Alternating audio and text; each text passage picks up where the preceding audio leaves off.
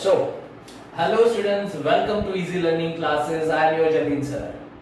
So, आज के lecture में हम लोग बात करने वाले हैं चैप्टर नंबर 3 इकोनॉमिक्स में मनी एंड इन्फ्लेशन के बारे में.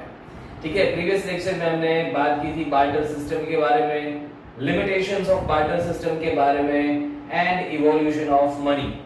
ठीक है, as well as functions of money. आज के लेक्चर में हम लोग बात करने वाले हैं इन्फ्लेशन के बारे में. ये जो चैप्टर है वो दो पार्ट में डिवाइडेड है. एक barter system and functions of money, another that is inflation. ठीक है, चलिए स्टार्ट करते हैं आज का टॉपिक दैट इज इन्फ्लेशन. देखो ये बहुत इंटरेस्टिंग होने वाला है, मजा आने वाला है ये चैप्टर के अंदर, ये टॉपिक के अंदर. आपको इन्फ्लेशन क्या होता है भाई, तो कि जिसको हम नॉर्मल सेंस में कहते हैं महंगाई.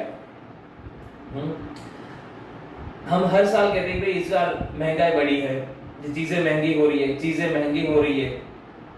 That is inflation. ठीक है, उसको इकोनॉमिक्स के लैंग्वेज में इन्फ्लेशन कहा जाता है. महंगाई बढ़ने का रीजन है इन्फ्लेशन. क्या होता है, कैसे होता है, लेट्स सी. पूरा टॉपिक समझते हैं. A situation of excess demand over a supply of goods called as inflation. क्या कहा है उन्होंने? कहा एपी लर्नर की डेफिनेशन है, उन्होंने ये कहा कि excess demand over a supply. मतलब के ये डिमांड है, it must be equal to the supply, right. But ऐसा है कि डिमांड यहां तक है और सप्लाई मान लीजिए कि यहां तक है, और इन दोनों के बीच में जो गैप क्रिएट हो रहा है, gap we can say scarcity. ठीक है, now due to this gap, due to this scarcity, price will increase and this increased price called as inflation. ठीक है, इतनी सी बात है. क्या कहा मैंने कि demand is higher than supply. ये डिमांड एंड सप्लाई जो है वो आपस में नियर बाय होने चाहिए, ऑलमोस्ट इक्वल होने चाहिए. अगर ये इम्बैलेंस हुआ, ठीक है, डिमांड ज्यादा सप्लाई कम, तो which is called as scarcity, shortage. और जब भी किसी चीज की शॉर्टेज होती है, स्कैर्सिटी होती है, उसके प्राइसेस बढ़ना तय है. आप गोल्ड की बात ले लीजिए, गोल्ड की शॉर्टेज है, प्राइसेस ज्यादा है. आप बात कर लीजिए क्रूड ऑयल की, शॉर्टेज है, प्राइसेस ज्यादा है. ठीक है, या फिर स्किल्ड एम्प्लॉइज की बात कर लीजिए, चार्टर्स की बात कर लीजिए. Those are highly skilled professional people and that's why उनकी जो है मतलब डिमांड ज्यादा है. डिमांड ज्यादा है, प्राइसेस अप है उनके.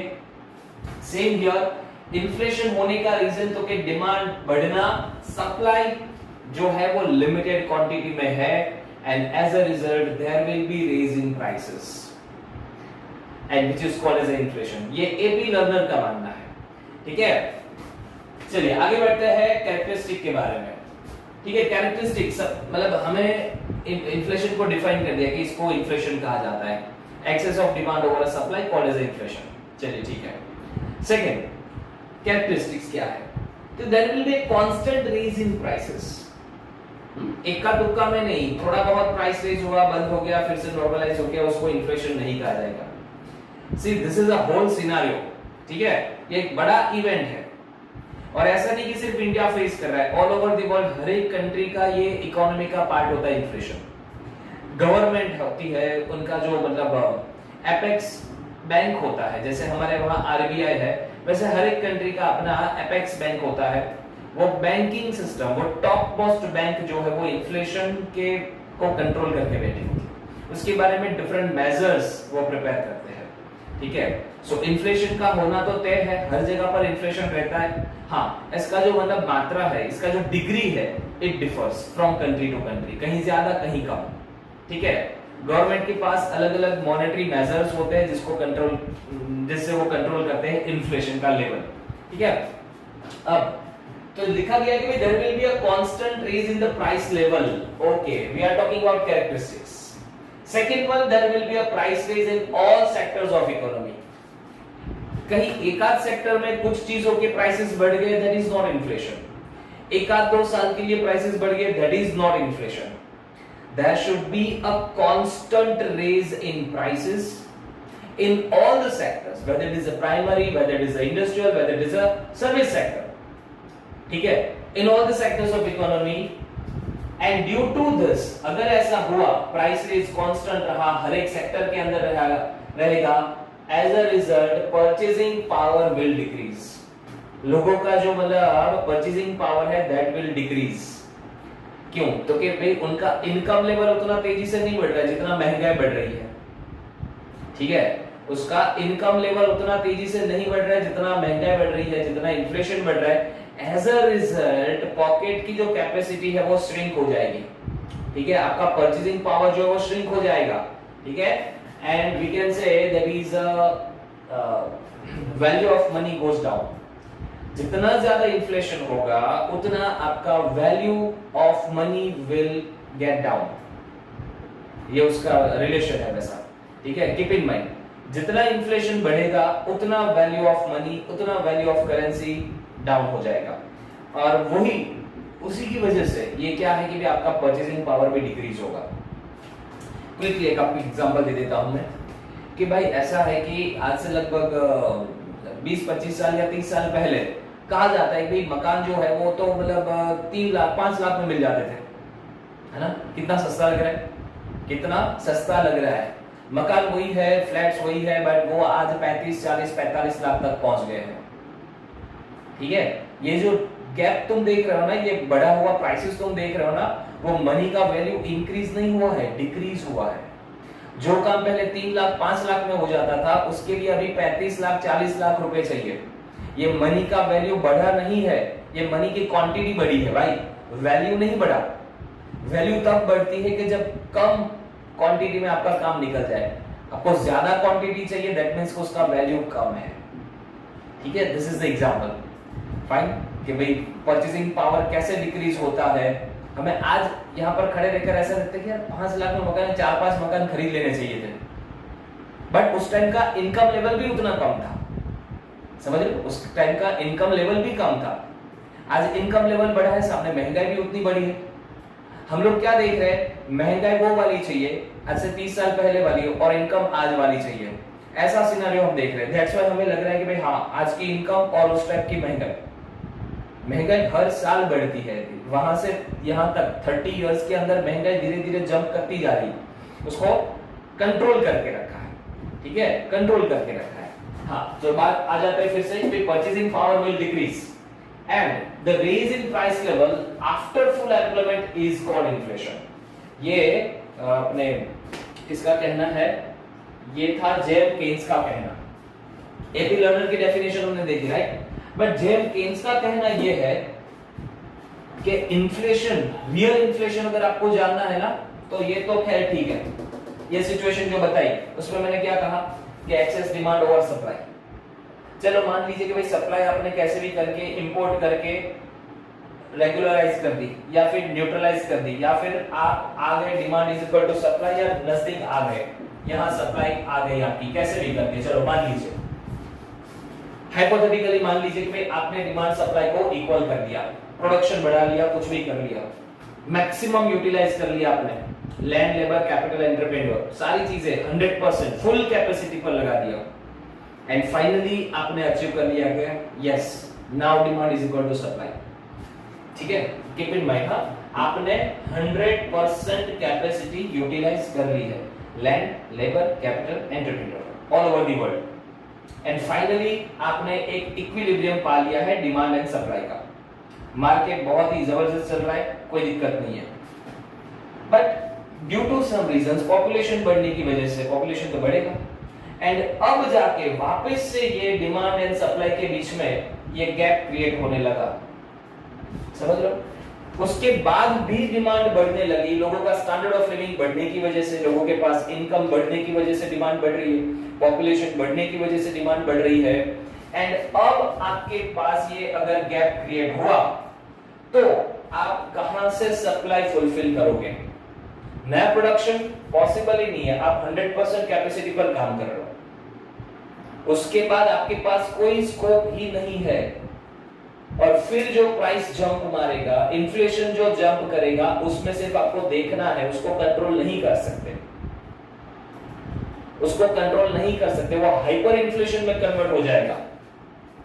इसलिए जेम केन्स ये कहते हैं कि भाई रियल इन्फ्लेशन तो तब स्टार्ट होता है कि जब आप फुल एम्प्लॉयमेंट लेवल पर बैठे हो।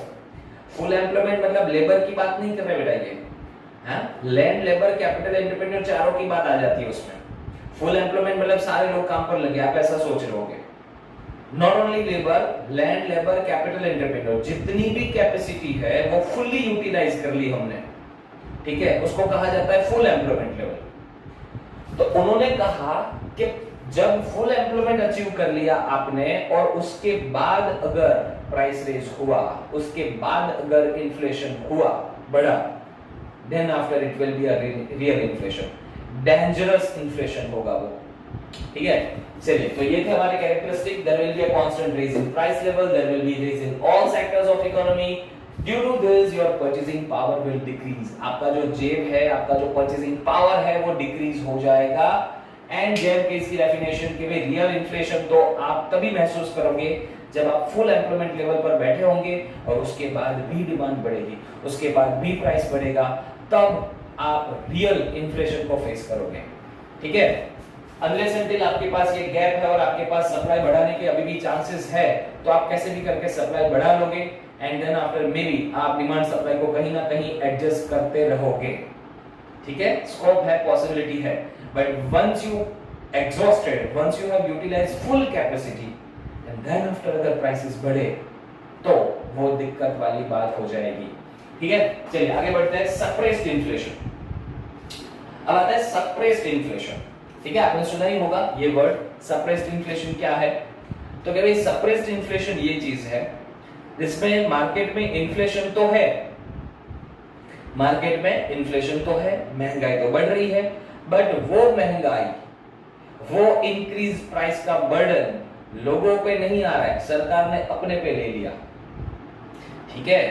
व्हाट आई मीन टू से कि पूरा पूरा बर्डन हम पर नहीं आने दिया, उसका कुछ हिस्सा सरकार ने अपने सर पे ले लिया, which is called as a suppressed inflation, ठीक है। उसको व्हाट वी कैन से दबाया हुआ, प्रेस किया हुआ इन्फ्लेशन है वो, है तो सही, है तो सही इन्फ्लेशन डेफिनेटली है मार्केट के अंदर, बट उसका बर्डन सरकार ने कैसे भी करके अपने ऊपर ले लिया है by the law, by giving subsidies to the people. आपको एक बहुत सिंपल सा एग्जांपल दे देता हूं सप्रेस्ड का। ये जो कोविड था, कोविड से पहले एलपीजी सिलेंडर जो अपने घर पे आते हैं उसका कुछ रेट था, 600 समथिंग का रेट था, जिसमें से हम लोग 600 रुपीज पे करते थे और पेमेंट करने के बाद एक दो दिन के अंदर सब्सिडी मिल जाती थी, समथिंग 150 और 200 रुपीज हमें वापस मिल जाते थे। यानी कि वो एलपीजी सिलेंडर हमें कुछ 450 या 400 के अराउंड पड़ता था। बताइए, वैसे वो सिलेंडर का प्राइस कितना, 600 रुपए, बट 600 वाला बर्डन हमें नहीं उठाना पड़ता था, वो 4 to 450 समथिंग हमें झेलना पड़ता था। क्यों? तो कि रेस्ट ऑफ द फिगर जो है वो सरकार हमें वापस कर देती थी by the way of subsidy, और वो बर्डन, वो एक्सपेंस सरकार अपने पर लेती थी। क्यों? तो कि they wanted to make suppress the inflation, they wanted to squeeze the inflation. वो नहीं चाहते थे कि इन्फ्लेशन का दर और बढ़े, ठीक है, which is called as a suppressed inflation। एक या दो मार्क के अंदर इंपॉर्टेंट क्वेश्चन है, याद रखना बेटा। चलिए आगे बढ़ते हैं causes of inflation की तरफ। one of the most important question of this chapter, ठीक है, 3 to 5 मार्क के अंदर आप एक्सपेक्ट कर सकते हो। उसमें मैंने 3 कैटेगरीज में डिवाइड किया है इन्फ्लेशन को, demand pull inflation, cost push inflation and other reasons for inflation, ठीक है। तो पहला अगर देखें तो डिमांड पुल इन्फ्लेशन है, ठीक है। क्या है? डिमांड पुल इन्फ्लेशन है ये। डिमांड पुल इन्फ्लेशन क्या होता है भाई? तो कि ये जो अभी हमने देखा ना, ये डिमांड पुल इन्फ्लेशन था। इन्फ्लेशन होने का रीजन क्या है? तो कि डिमांड है, एक्सेस डिमांड है, ज्यादा डिमांड है मार्केट के अंदर, सामने उतनी सप्लाई नहीं मिल रही है, सो दैट प्राइस बढ़ रहे and as a result there is inflation. जो ऊपर हमने मीनिंग के टाइम पर, डेफिनेशन के टाइम पर इन्फ्लेशन देखा, वो डिमांड पुल इन्फ्लेशन था, एक्सेस ऑफ डिमांड की वजह से। चलो ये कंसेप्ट तो समझ आ गया कि भाई क्यों इन्फ्लेशन हुआ, कि भाई डिमांड की वजह से हुआ, एक्सेस ऑफ डिमांड की वजह से हुआ, सामने सप्लाई हम दे नहीं पाए, स्कैरसिटी हुई, प्राइस रेज हुआ, इन्फ्लेशन हुआ। अब क्वेश्चन आता है कि भाई why demand is raising faster. Demand बढ़ने के रीजंस क्या है? डिमांड बढ़ने के 2-3 रीजन है हमारे पास। एक तो पॉपुलेशन का बढ़ना, दूसरा गवर्नमेंट एक्सपेंडिचर का बढ़ना, और तीसरा क्या है? Access money supply in the market. तीनों को समझते हैं वन बाय वन, ठीक है। पहला क्या बताया गया आपने को? बोल रहे कि there is a increase in supply of money in the market, ठीक है। Increase of money supply. अब देखो मार्केट में जब मनी सर्कुलेशन होता है, ज्यादा पैसे सर्कुलेट होते हैं, लोगों के पास ज्यादा इनकम आ जाती है, ठीक है, तो परचेसिंग पावर आपका बढ़ जाता है, जेब आपकी गर्म हो जाती है, and you will try to get some more what you can say product and services, खरीदारी करेंगे, परचेज करेंगे वगैरह वगैरह, ठीक है। इन दैट सिचुएशन जब हमारी डिमांड बढ़ने लगती है तो सामने सप्लाई उतनी तेजी से नहीं बढ़ पाती है, as a result there will be price raise. फिर से पूरा सिचुएशन को मैं आपको डिफाइन करके बताता हूं। जब मार्केट में डिमांड बढ़ती है तो उसको पूरी करने के लिए क्या होता है, तो कभी प्रोडक्शन हाउसेस जो होते हैं वो ज्यादा लेबर को एक्वायर करेंगे, ठीक है, वो ज्यादा लेबर को एक्वायर करेंगे ताकि वो ज्यादा प्रोडक्शन कर पाए, लोगों की डिमांड फुलफिल कर पाए। अब लोग ज्यादा काम पर लगेंगे, उनके पास पैसा आएगा, प्रोडक्शन हाउसेस के पास तो अंधा पैसा आएगा क्योंकि उनकी तो मार्केट में बोलबाला चल रही है, बहुत डिमांड चल रही है उनके प्रोडक्ट की, तो उनके पास तो बहुत पैसा आएगा जो अपर सेक्शन ऑफ द सोसाइटी है। बट आम इंसान के पास भी इनकम बढ़ेगी, उनका एम्प्लॉयमेंट लेवल बढ़ेगा, इनकम बढ़ेगी। अब अपर लेवल तो अपने लेवल की डिमांड करेगा ही करेगा मार्केट के अंदर, मिडिल बॉटम सेक्शन को भी काम मिलने की वजह से उनके पास 4 पैसे ज्यादा आए तो वो भी अब मार्केट में डिमांड करने चला गया। सो इन अ वे ओवरऑल मार्केट में क्या हुआ, तो कि डिमांड बढ़ गई। एक जरा सा एक पॉइंट ऐड कर देता हूं in between, her bar inflation negative होता है ये भी नहीं होता है, उसका एक पॉजिटिव एस्पेक्ट ये भी देखो। क्या पॉजिटिव एस्पेक्ट आया कि उन्होंने एम्प्लॉयमेंट बढ़ाया, ये पॉजिटिव एस्पेक्ट हुआ, ठीक है। वैसे इन्फ्लेशन अच्छा नहीं है इकोनॉमी के लिए, बट मैं बोल रहा हूं आपको कि उसका एक पॉजिटिव एस्पेक्ट देखो कि डिमांड बढ़ रही है, डिमांड को फुलफिल करने के लिए प्रोडक्शन हाउसेस ने ज्यादा लेबर अप्लाई करने पड़े, और ज्यादा लेबर को मतलब लाने से उनका एम्प्लॉयमेंट लेवल बढ़ा, मतलब सोसाइटी में एम्प्लॉयमेंट लेवल बढ़ा, अनएम्प्लॉयमेंट कम हुआ, तो ये पॉजिटिव एस्पेक्ट हुआ इन्फ्लेशन का, ठीक है। चलिए आगे बढ़ते हैं। तो ये पूरा सर्कल आप समझ गए, क्या बताया मैंने कि भाई डिमांड बढ़ने की वजह से प्रोडक्शन हाउसेस ने ज्यादा लेबर को अप्लाई किया ताकि वो फुलफिल कर पाए। अब प्रोडक्शन हाउसेस की इनकम बढ़ी, लोगों की इनकम बढ़ी, इन सब ने मार्केट में फिर से डिमांड की, और ये जो साइकिल है वो चलती रहेगी। इन्फ्लेशन बढ़ता रहेगा, साइकिल चलती रहेगी, इन्फ्लेशन बढ़ता रहेगा, साइकिल चलती रहेगी। दिक्कत कहां पर है? दिक्कत यहां पर है कि जितना तेजी से, जितना फास्टर इन्फ्लेशन का रेट है, सामने लोगों की इनकम उतनी फास्ट तेजी से नहीं बढ़ रही है। उन दोनों के बीच में ये गैप रहता है। दैट्स व्हाई जो मतलब हम देखते हैं ना कभी इन्फ्लेशन हार्ड हिट करता है, वो इसलिए हार्ड हिट करता है। गवर्नमेंट एम्प्लॉइज को दिक्कत नहीं आएगी, प्रोडक्शन हाउसेस को दिक्कत नहीं आएगी इन्फ्लेशन से, ठीक है।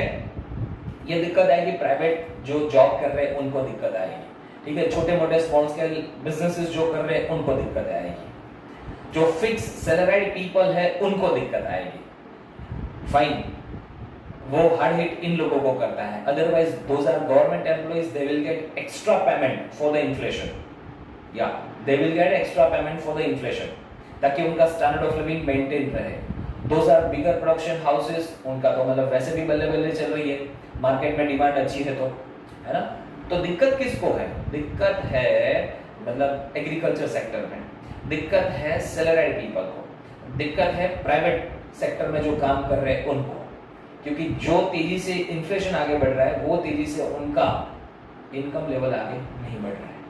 तो ये पहला रीजन हमने डिस्कस किया, that was the supply in higher supply of money in the market. Second one, excess of government expenditure. ये ऊपर वाले पॉइंट से रिलेट कर लो आप, सिर्फ उसका नेचर अलग हुआ।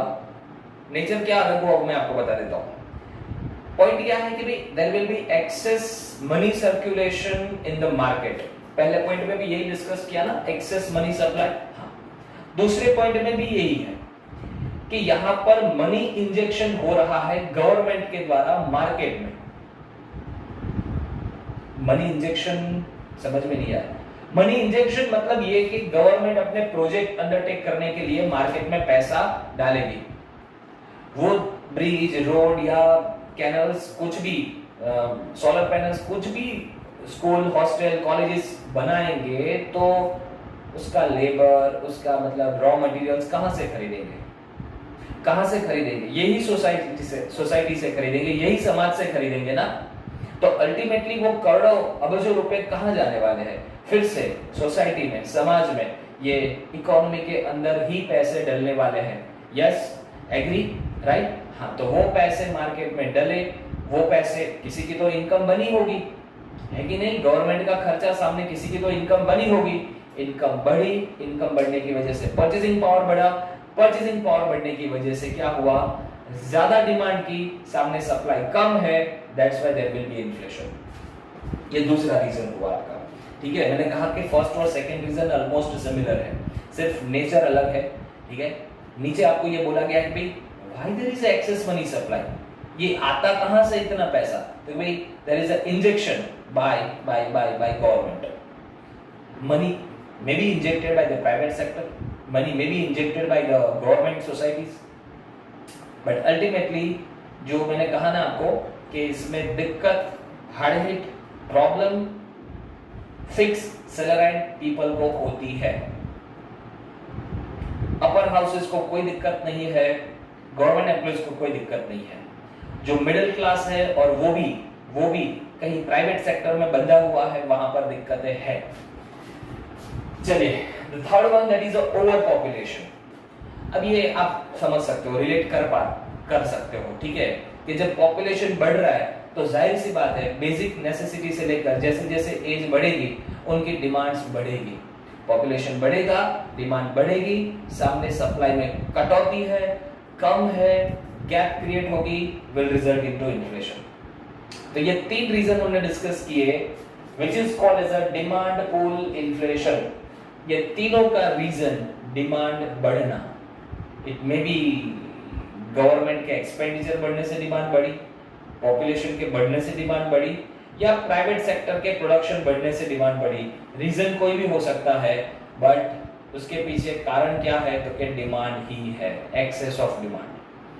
चलिए, मूविंग अहेड, आई होप कि आपको समझ में आया होगा। सो फार जितना भी हमने पढ़ा एकदम क्लैरिटी के साथ, क्रिस्टल क्लियर आपके माइंड में बैठ गया होगा। If yes then please subscribe और लाइक बटन को प्रेस कर दीजिएगा और कमेंट में जाके प्लीज यस लिख कर आना, ठीक है? हाँ, और अगर कोई डाउट है, क्वेरी है, क्वेश्चन है, तो वो क्वेरी क्वेश्चन भी डाल दीजिएगा। अगला लेक्चर आपको कोई अगर चाहिए किसी भी पर्टिकुलर प्रोडक्ट के ऊपर, आई मीन पर्टिकुलर सब्जेक्ट के ऊपर, टॉपिक के ऊपर, तो वो पॉइंट भी जरा डाल देना, ठीक है? चलिए, अब बात करते हैं कॉस्ट पुश इन्फ्लेशन के बारे में। तो कॉस्ट पुश इन्फ्लेशन में कोई स्पेशल टाइप्स नहीं है, वो सिर्फ जनरल बात है कि जब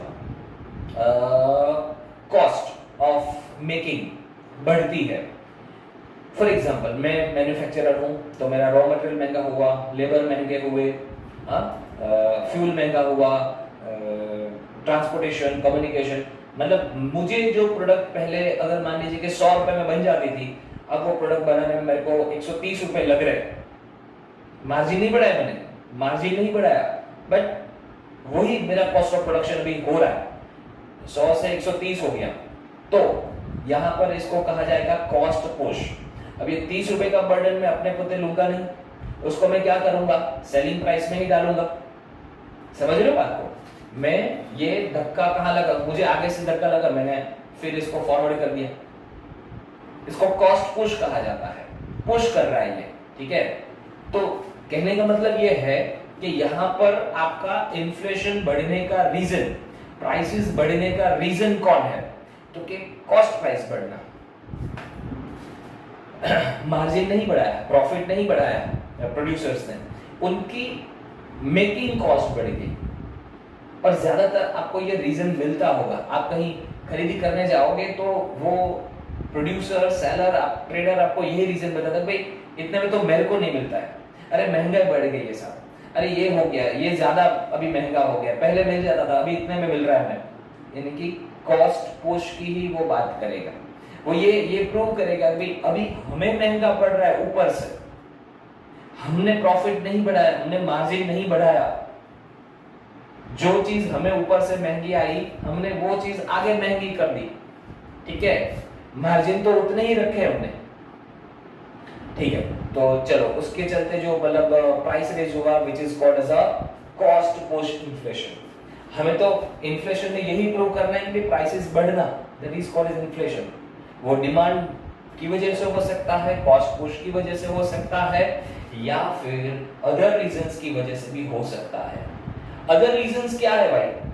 भाई टैक्स पॉलिसी है, प्राइस रेज ऑफ इंपोर्ट हो सकता है, या स्कैर्सिटी हो सकता है। टैक्स पॉलिसी क्या है? अरे वही सरकार जो टैक्सेस कलेक्ट करती है वो, ओके, इनडायरेक्ट टैक्सेस, ओके, यानी कि गुड्स पर लगते टैक्सेस, सर्विसेज पर लगते टैक्सेस, मतलब कि जीएसटी की बात कर रहा हूं मैं, है ना। जीएसटी तो के हर एक प्रोडक्ट के प्राइस के अंदर इंक्लूड होता है ये प्राइस। अगर सरकार ने ये टैक्स रेज किया, थोड़े बहुत टैक्सेस बढ़ाए, तो क्या होगा? चीजें महंगी होगी, हाँ डेफिनेटली महंगी होगी। डिमांड का कोई रोल है ना, कॉस्ट पुश का कोई रोल है ना, क्या रोल है? टैक्स बढ़ना। टैक्स बढ़ने की वजह से क्या होगा? तो कि चीजें महंगी होगी, ultimately there will be inflation. Increase in prices of import, कुछ चीजें ऐसी है कि भी बाहर से मंगवा कर इधर बेच रहे हैं, इंपोर्टेड गुड्स है, अब बाहर से इंपोर्ट करने का कॉस्ट बढ़ गया, या फिर उन्होंने वहां से महंगा भेजा इंडिया में, या फिर कस्टम ड्यूटी की वजह से वो चीज महंगी हो गई। रीजन कोई भी हो, वो चीज जब मार्केट में आती है, वहां तक आते आते वो महंगी बन जाती है, तो अगेन वो महंगी हायर प्राइस वाली जो प्रोडक्ट है will lead to inflation, वो इन्फ्लेशन को लीड करेगी, imported goods।